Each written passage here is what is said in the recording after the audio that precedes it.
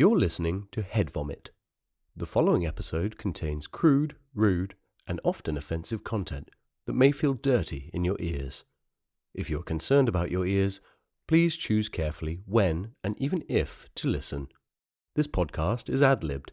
If you are seeking a libbed podcast, look elsewhere. The views expressed are not necessarily those of the creators. Hello, ladies and gentlemen. And tonight, we have a very special edition of This Is Your Life. Instead of our usual programming where we interview a celebrity or some other famous person, we've decided to take our quest to the streets of Britain, and a nursing home in fact, where 87-year-old John Mills lies in his sickbed. Let's go there now. Well, hello, Jonathan. How are you this morning? Who are you? Where am I? You're in your deathbed. I'm here as part of a television crew because this is your life. Who is this? Cheryl? No. Cheryl? No. Where am I? No, your wife is dead. You have had a long British life, and we're here to remind you of it. And we're going to bring in special guests from your life and remind you of just what an incredible life you've had. Okay? Okay. Fine. So, without further ado, I'm going to introduce our first guest. But just before I do that, I'm going to remind you that you were born in 1937. That's in right. Leicester, but you Yes. soon moved up to the coal villages near Yes. Worksop I did, yes. in Yorkshire, Yes. where your father was a miner That's right. and he was killed. He was killed, yes. How was he killed? Do you remember? I was just a little boy, you see, and he was cleaning out chimney, as you did back in those days. The chimney fell through, and he died. It's quite surprising, isn't it? Because you would expect, having a dangerous profession like mining, he would perhaps be victim of a cave-in or something like that. But ironically, it was your house that caved in on him. That's right, yes. We were all very surprised. And do you remember what happened to your mother a few years later? My mother, you see, we were there, large family, back in those coal mining days. There was 8 of us in family, and Mother found it very hard, and she basically topped herself. That's correct, yes. It strikes me as weird. You yourself had 4 children, none of which are with us anymore, unfortunately, but your sister and brother and second sister and second brother, they all had tons of kids, and all of them survived. That's right. And it's through those children that we have our first guest today. Oh, all right. So Who's come on that out, then? Jimmy. Come on out. Hey. Got little Jimmy here. Yes. Hello, Jimmy. This is your great grandson, Hello, Jimmy. How are you doing? Haven't seen you. Jimmy. Haven't seen you in years, Jimmy. You're looking well. I'm sorry I haven't been contributing to your pension pot or nothing, but I've been a little bit unwell. It's all right, Grandad. They've got me up the chimneys. I'm making my own money now. I'm a big boy. Oh, stay away from those chimneys, little Jimmy. They're dangerous. Why are you up the chimney anyway? You shouldn't be doing that. You should be working in banking or something, Jimmy. Mother says I can study for the banking while I'm up the chimney. Right. Okay, well, take it easy. It's great to see you, and, just be careful. Here, Grandad, you haven't got a couple of bob, have you? Well, I don't know where my wallet is. Cheryl? It's all right. Cheryl. It's all right. It's all right. Cheryl. It's all right, John. Cheryl's dead, remember? Okay. Right. Thank you very much, Jimmy. If you'd just like to, move over there by the, that's it, by the echogram. Yep. And Sorry, there's a lot of people in this room. I haven't seen a lot of them before. there's actually only 3 of us in here. Oh, I might be seeing double then. This is just a suggestion, and I could be completely wrong here, but I think you might be seeing the ghosts of the past. Oh, I could be. That's right. Yeah. Because you've had a long life. Maybe this show is bringing up old memories of people, but that's okay. That's what we want, because we are showing you your life. Right. Yes. So after your father had that horrific chimney incident, Yes. and your mother topped herself, it was a few years later, wasn't it, where you moved to South America? I did move to South America. And was it? Am I yes. correct in thinking you had a rubber plant job? I did work in the rubber plant, that's right, yeah. You see, I had to get away from the mines. It was very hard. There was a lot of history there, and especially with my parents not around. I thought I could do with a new life. I could do with, seeing the world. So I packed up and left. And what did you think of it? The world? I liked it, yeah. Fate sort of conspired to put you right in the middle of the South American banana revolution, didn't it? Where the rubber planters were beginning to get massacred by the tribes in the jungles. That's right. Well, I've got a funny story about that. Basically, I was on my way to Mexico. I had a ticket to Mexico, but the guerrillas shot down the plane. And I had to bail out, you see, over the jungles. And I didn't really know what I was doing. I'd never parachuted in my life. And I just basically grabbed a chute and jumped out the plane. So what was going through your mind in that moment when you found yourself sort of free-falling over the South American jungle? It was such a long time ago. I don't really remember much of it, I've got to be honest with you. Well, it's funny you should say that, because we have somebody who might be a little bit of a surprise for you. Oh, really? Who was that then? Carlos! You can come in now. Carlo? This is Carlos, the 7-year-old boy who rescued you from the banana plantation. Oh, Carlos. Oh, right, yeah. I remember I was hanging from the tree because my parachute didn't really work and I was stuck in a tree for 7 hours. My leg was bleeding. And then this little boy came up and said, "Hello, I'm Carlos." I remember you, Mr. Mills. I pulled you out of the tree and I gave you a banana to help you. I do like bananas, that's right, yeah. You healed up real good. I remember little Carlos took me to an hospital and he said, "Stay here, get well." And it's a good thing you did, mister, because all the other rubber planters, they were macheted to death. I went back to the plantation to check on my wife and kids, and they were in pieces. Well, I didn't really know that. I don't think you told me that at the time, Carlos. You were gone by the time I got back to the hospital. I was hoping you would give me a couple of dollars. Do you have a couple of dollars by any chance? Sorry, Carlos, I haven't got any money. Oh, that's all right. I didn't really do it for financial gain. There's a banana over there, take that. That's all I can give you, I'm afraid. Well, mister, the truth is, I kind of don't eat bananas anymore. I got real sick of them after I got lost in the jungle after the machete people killed my family. So I probably just grab a digestive biscuit or something. All right, take a biscuit, Carlos. Yeah, help yourself. Don't really like digestives anyway. Thank you, Carlos. Yes, if you could just wait by the stenograph. Lovely. Right, well, let's move on from that turbulent period of your life. Tell us how you got involved in the Korean War. Well, I'd spent quite a few years in South America, getting well, thought, oh, why not? I'll go somewhere else. I didn't even really mean to go to this part of South America, so I thought, maybe I'll go somewhere else. I didn't really like it, to be honest. So then I thought, I got on a plane and I was going to go to Japan. The funny thing is, we were heading to Japan and my plane got shot down. Again? By Korean rebels. And you see, I didn't really know how to parachute because I hadn't been in the services at that point. So basically, I fell out the plane, I grabbed a parachute, and I fell into Korea. So you survived 2 separate plane crashes? That's right, yeah. How impressive. At the time, I just got on with it. But yeah, it's quite impressive, yeah. This is the strange thing about your story, John, because you're such an interesting individual. Because if I'm not wrong, you fought on the side of North Korea in the Korean War, didn't you? When I fell out plane, I landed on this stretch of road, right, this little bridge, and I thought I could either go left or I could go right. And it's funny now thinking that was actually the DMZ. And I thought, I'm going to go left because I didn't really know what I was doing. And it turns out it was North Korea. Right, so you ended up fighting for the communists against the Americans. That's right, yes. There's so few people alive from that time and situation, and obviously quite a few of them are in camps now. We don't really have much information, but if I'm right, I believe they used to call you the White Devil over there. I didn't really like that nickname, I'll be honest with you. And why did they call you the White Devil? I think it's because I used to steal the grain from the villages just to survive, But then, the Korean authorities, originally they were going to lock me up, but they realised that, I could be an asset. And then you led certain guerrilla hit-and-run raids against the Americans, is that right? That's where I got all my military training, you see. They taught me how to fire a weapon. And then, as fate would have it, you were captured by the Americans, who actually thought that you were a prisoner. So you'd been killing Americans, for 2 or 3 months at this point. All of a sudden, when they come across you, you held up your hands and you say, I'm one of you.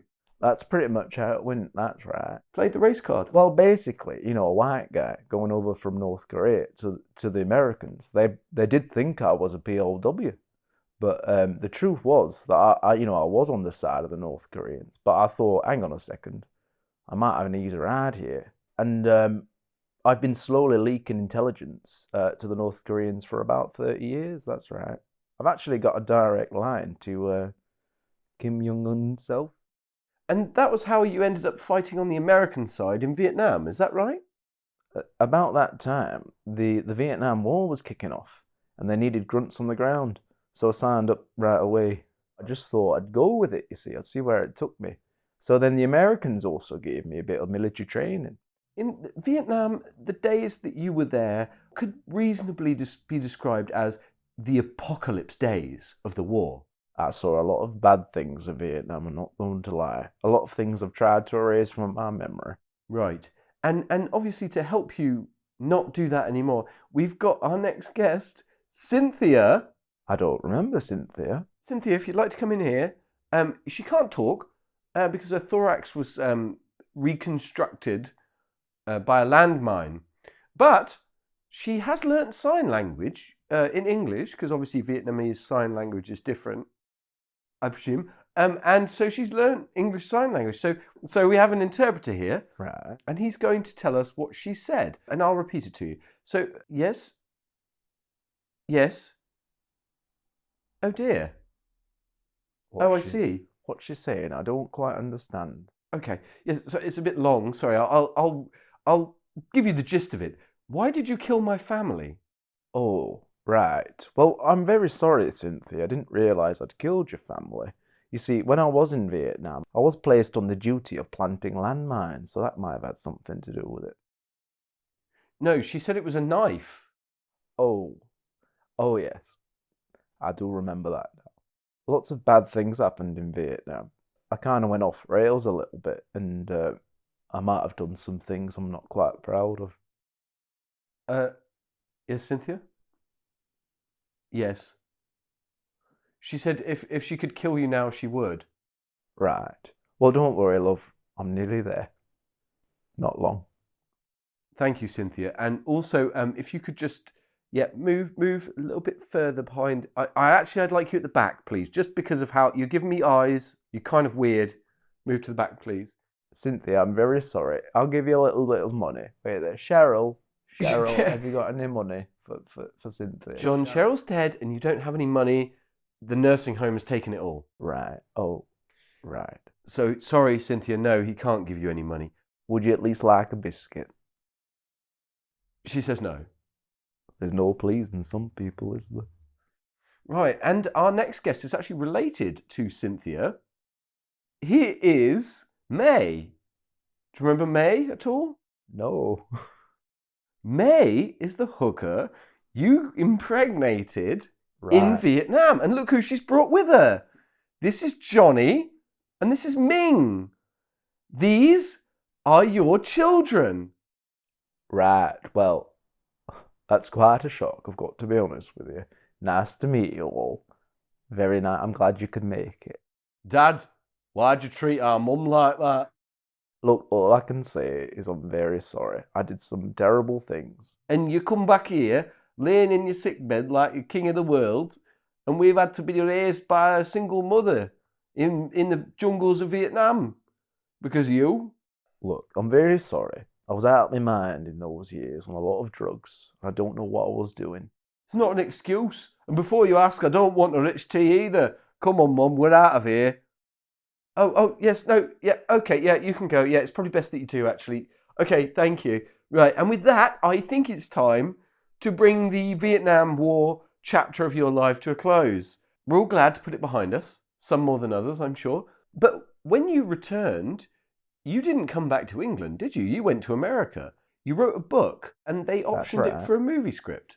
Well, I'll tell you, that's a funny story. I do remember that because I was off the drugs then, you see. After the Vietnam War, I cleaned myself up a little bit and I thought, I'm going to go see more of the world.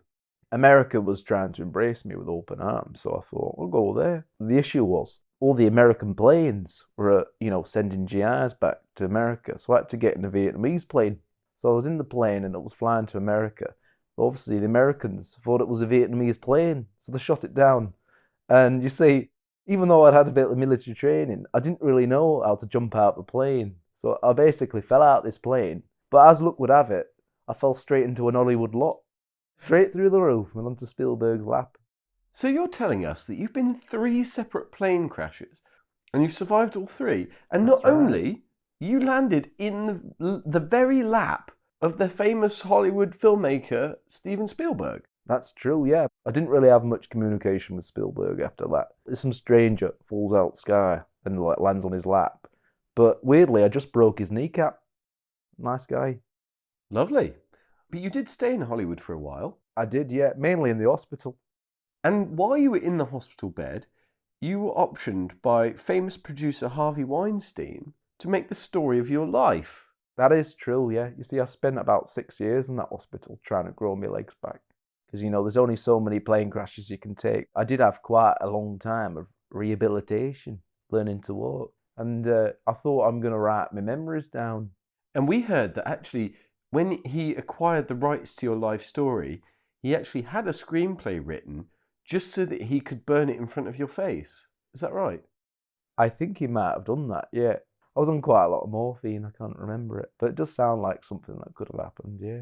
And in fact, we have the nurse from your Hollywood hospital here today. Oh, Here wow. she is, Agnes. Come on in, Agnes. You've got to give her a minute. She's a bit... Hello, love. Oh, hello, Come Agnes. in. I remember you a little bit, I think. Thanks for coming. You want drugs, honey? Have you got any, Agnes? I quite like some, yeah. Oh, I got all the drugs, honey. I just gave Bridget Bardot her last shot of morphine and the bitch passed out and she's dead now. You want morphine? You want heroin? You want crack? You want paracetamol? Or you want something a bit lighter? Maybe you just want a cigarette? Well, thank you, Agnes. That's Okay, really kind of you. We can't actually broadcast people offering drugs live on TV, Agnes. So if you'd just like to stand to the side or, just hobble over there by the window by, the Mexican dude. Yep. All right, thank you. So what was next? Despite my best efforts, my screenplays never got made, and I came to peace with that. So I thought, I'm going to go to Florida like I'd originally planned, and I'm going to start a life. So I started a life, and I had 3 beautiful kids. And then I got a message out blue from one of my relatives from the mining village saying that they'd like to see me. I thought, hang on, I don't really know who this guy is. He says he's from my past. And I talked to my wife about it, and she said, you should go. So I thought, I'm going to get a plane over to England. I saved up on my pennies, and me and Cheryl got on the plane. This was about 2 years ago. We got on the plane, going to Yorkshire. And then all of a sudden, we hit a bad spot of turbulence, you see. And the plane exploded in midair. Cheryl was completely vaporized. I basically fell straight into this hospital through the roof. That's right, you landed directly into this hospital, not far from the very bed you're lying in now. And the best thing about it is, we've been able to find Cheryl. Oh, have you? I thought she was vaporized. Cheryl, come on in. Oh no, does she have to come in? Excuse me, love. Oi, you've been lying again. You've been lying to everybody. You've been lying to me. Oh no, Cheryl. You've been lying to your family. You've been lying to these nice TV people. Cheryl, You're an calm actor. down. You're an actor. Me? Yeah, you're a fucking actor. I've never seen you in my life. You weren't no 6-year-old banana salesman. Get out of it, you bastard. And who are you? That's Agnes. That is Agnes. Cheryl, that is Agnes. She gave me lots of drugs. That's Agnes? Fucking hell, you've aged, love, haven't you? Right, you've been lying to these TV people. You weren't in Korea. Cheryl, calm You down. weren't in the Vietnam War. Cheryl. Right? Your dad didn't die in a chimney accident. He died because he drank too much down the fucking pub. All right? And your mum didn't off herself. She moved to Barbados, didn't she? To get away from you. You've got 6 healthy grandchildren. You've got 4 healthy kids. And none of them want to know you. They want to see the back of you. And you're lying here on the taxpayer dollar. You haven't even got cancer. You're a perfectly healthy old man. You could be walking to the shops, but what do? You get on your mobility scooter, don't you? But Cheryl, don't you remember all those planes? You've never been on a plane in your life. You haven't even got a passport. The most I've seen you ride is the bus.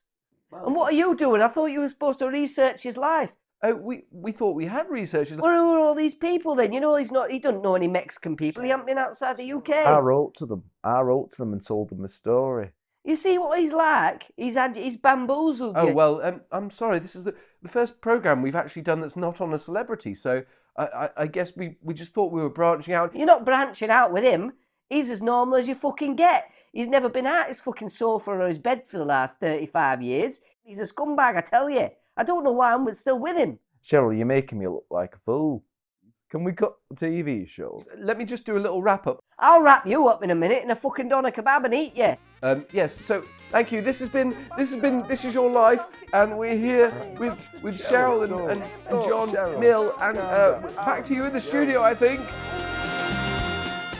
And that, ladies and gentlemen, is why we normally stick to celebrities, because while their lives are no more interesting, they are at least true. Thank you. Good night. This has been Head Vomit. Thank you for laughing for free. Thank you very much for the followers, the subscribers, the players, the likers. Be an ear witness, the #1 streamed, ad-libbed comedy podcast made by two men in South Yorkshire. The Head Vomit Podcast. Get your fix of laughs today. If you click on the likes, that means a baby eats tonight.